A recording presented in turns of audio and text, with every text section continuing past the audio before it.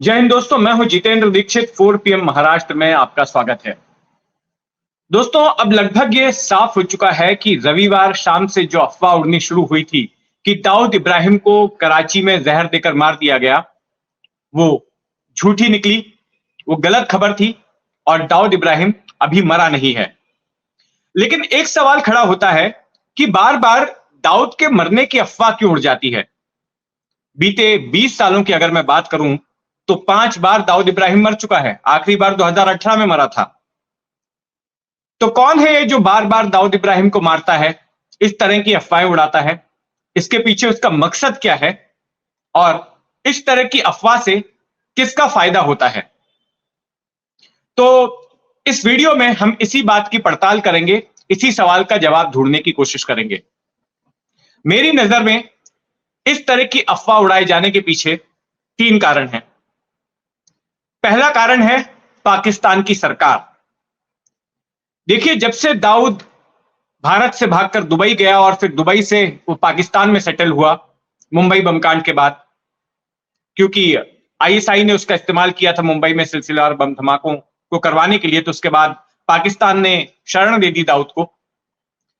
तब से लगातार भारत ये मांग कर रहा है द्विपक्षीय वार्ताओं के दौरान और अंतर्राष्ट्रीय मंचों पर कि दाऊद पाकिस्तान भारत को दे दे। लेकिन पाकिस्तान का हमेशा से यह स्टैंड रहा कि दाऊद तो हमारी जमीन पर है ही नहीं। कौन है दाऊद?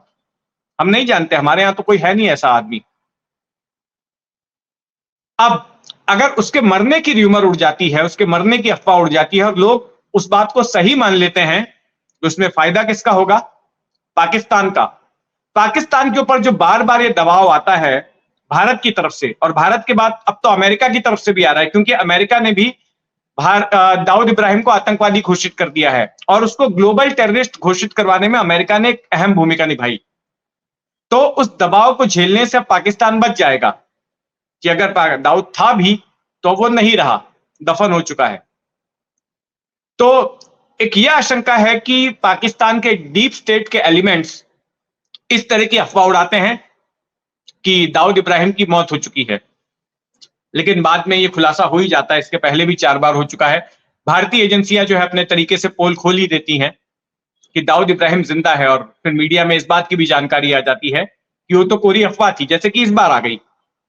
इस बार भी रविवार से जो अफवाह का सिलसिला शुरू हुआ था वो अब थम गया है, क्योंकि जिस तरह से अफवाह उड़ाई जा रही थी उसकी पोल खोल हो गई। एक तो जिन मोहतरमा ने, जो वहां की एक पत्रकार है आरजू काजमी, यूट्यूबर, उन्होंने बड़े ही कैजुअली लूज टॉक करते हुए कह दिया कि दाऊद इब्राहिम को जहर देकर मार दिया गया है और इसकी वजह से पाकिस्तान में इंटरनेट शटडाउन हो गया। हालांकि इंटरनेट शटडाउन की वजह कुछ दूसरी ही थी। और फिर कुछ शरारती तत्वों ने, जो शायद भारत के ही थे, उन्होंने पाकिस्तान के एक्टिंग प्राइम मिनिस्टर के नाम का एक पोस्ट बनाया एक्स हैंडल का, और श्रद्धांजलि दिलवा दी दाऊद इब्राहिम को।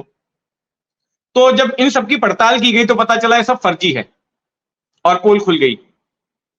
लेकिन पाकिस्तान की तरफ से इसके पहले हरकतें की जा चुकी हैं इस तरह की, जिसमें कि यह बताने की कोशिश की गई कि दाऊद तो मर चुका है। खैर, ये तो पहला कारण था, क्योंकि इसमें फायदा पाकिस्तान का होता अगर लोग इस बात को सच मान लेते कि दाऊद अब नहीं रहा, दाऊद मर चुका है।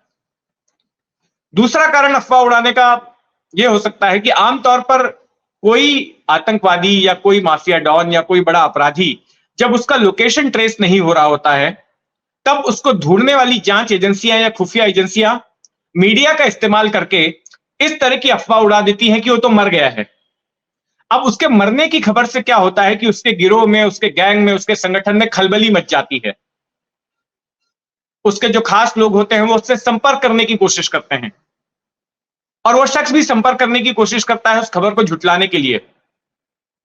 तो जानबूझकर इस तरह की अफवाह उड़ाई जाती है ताकि वांटेड शख्स का लोकेशन पता चल सके कि कहां छुपा बैठा है वो, अपने बिल से बाहर निकले अफवाह के बाद। वो कारण भी हो सकता है अफवाह फैलाने का। हालांकि दाऊद के मामले में हम ये कहेंगे कि दाऊद का लोकेशन हमेशा से हमारी एजेंसियों को पता रहा है कि वो पाकिस्तान के कराची में कहां रहता है, कराची के क्लिफ्टन इलाके के किस घर में रहता है। मोइन पैलेस नाम का उसका घर है, गूगल मैप पे भी उसका घर देखा जा सकता है।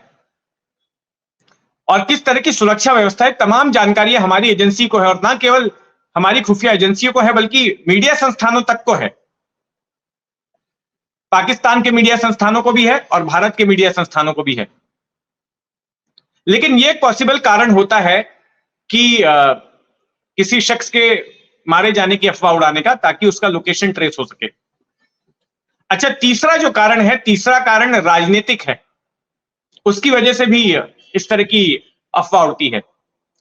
अब आप देख रहे होंगे कि बीते 1-1.5 महीने से खबर आ रही है कि जो भारत के दुश्मन रहे हैं, जिन्होंने भारत में आतंकवादी साजिशों को अंजाम दिया है, या भारत को जो बुरी निगाह से देख रहे हैं, भारत के खिलाफ साजिशें रच रहे हैं, ऐसे लोगों की एक एक करके हत्याएं हो रही हैं। कनाडा में भी हो रही हैं, पाकिस्तान में भी हो रही हैं। अब से 20-25 लोगों की हो चुकी हैं। और उसी के साथ ट्रेंड हो जाता है हर बार एक्स पर, अननोन मैन, क्योंकि अनजान लोग ही हत्या कर रहे हैं।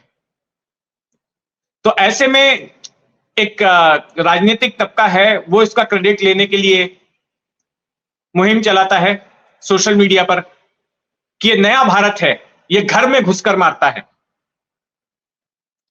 तो अब जब ये नैरेटिव सेट हो गया, तो उसी में जब ये अफवाह उड़ाई गई कि दाऊद मर गया है, तो इन लोगों ने बहती गंगा में पानी हाथ धो लिया,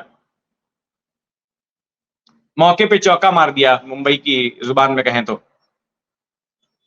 वही चल रहा था।